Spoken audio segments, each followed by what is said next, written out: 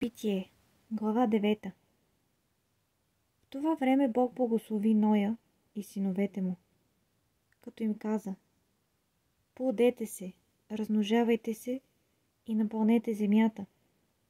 Ще се страхуват и ще треперят от вас всички земни животни и всички въздушни птици.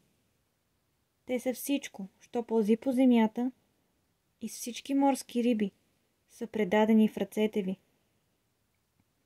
Всичко живо, що се движи, ще ви бъде за храна. Давам ви всичко също, както дадох зелената трева. Месо обаче с живота му, т.е. с кръвта му, да не ядете. А вашата кръв, кръвта на живота ви, непременно ще изискам. От всяко животно ще я изискам.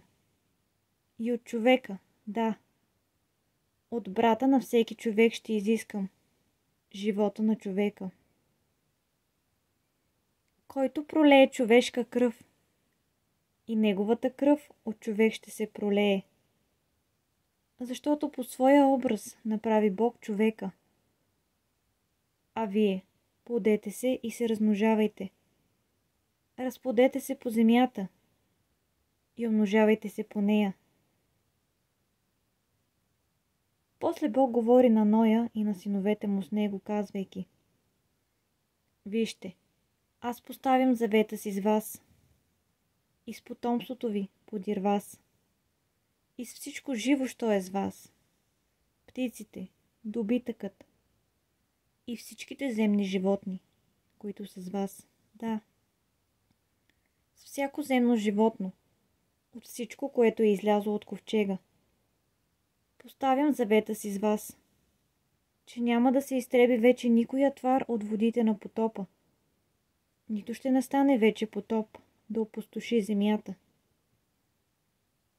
Бог рече още: ето белегът на завета, който аз поставям до вечни поколения между мен и вас и всичко живо, което е с вас.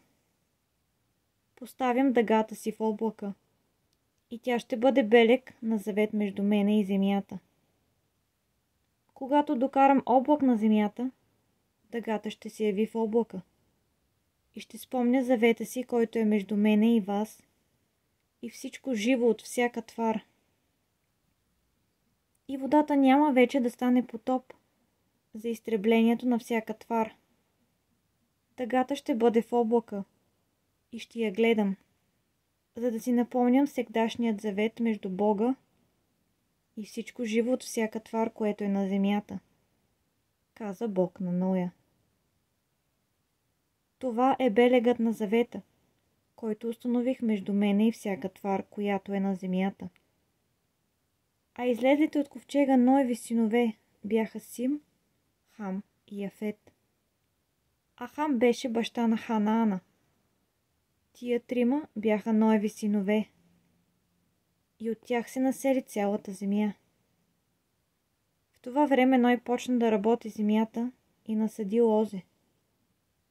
И като пи от виното, опи се и се разголи в шатрата си.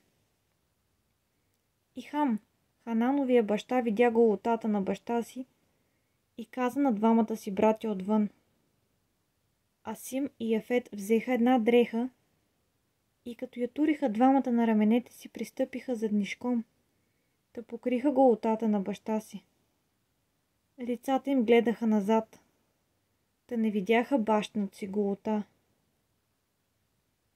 Като изтрезня Ной от виното си и се научи за онова, което му бе направил по-младият му син, рече: проклет да е Ханаан, слуга на слуги ще бъде на братята си.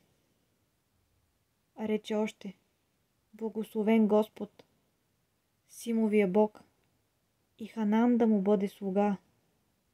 Бог да разшири Яфета и да се засели в шатрите на Сима, и Ханаан да им бъде слуга.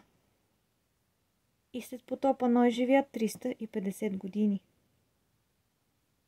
И всичките дни на Ноя станаха 950 години. И умря.